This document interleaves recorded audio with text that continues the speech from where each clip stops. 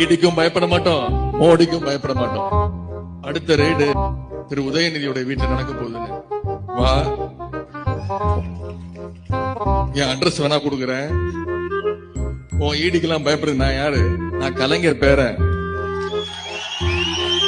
முத்துவேல் கருணாநிதி ஸ்டாலினுடைய மகன். விளையாட்டு மற்றும் சிறப்பு திட்ட செயலாக்கத்துறை அமைச்சர் மற்றும் துணை முதல்வர் ஆகிய பதவிகளின் அதிகாரங்களை அவரை விட ரதீஷ் தான் அதிகமாக பயன்படுத்தியதாகவும் தெரிவித்துள்ளார். சங்கர் ஜிவால் முதல் பல IPS அதிகாரிகள் ரதீஷின் உத்தரவுக்காக காத்திருந்ததாகவும் உதயநிதிக்கு தெரிந்தே பல்வேறு உத்தரவுகளை அவர்களுக்கு பிறப்பிப்பார் என்று கூறியுள்ளார். தற்போது ரதீஷ் லண்டன் தப்பி ஓடிவிட்ட நிலையில் அவர் திரும்ப வந்தாலும் வராவிட்டாலும் இவ்வழக்கில் உதயநிதி ஸ்டாலின் விசாரிக்கப்பட்டு பின்னர் கைதாவார் என தெரிவித்துள்ளார்.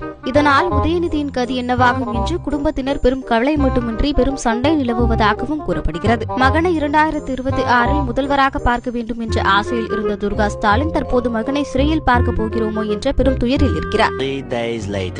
தமிழ்நாடு முதலமைச்சர் மு க ஸ்டாலின் தற்போது பிரதமரை சந்தித்து பேசியிருக்கிறார். தமிழ்நாடு முதலமைச்சர் மு க ஸ்டாலின் தற்போது பிரதமரை சந்தித்து பேசியிருக்கிறார்.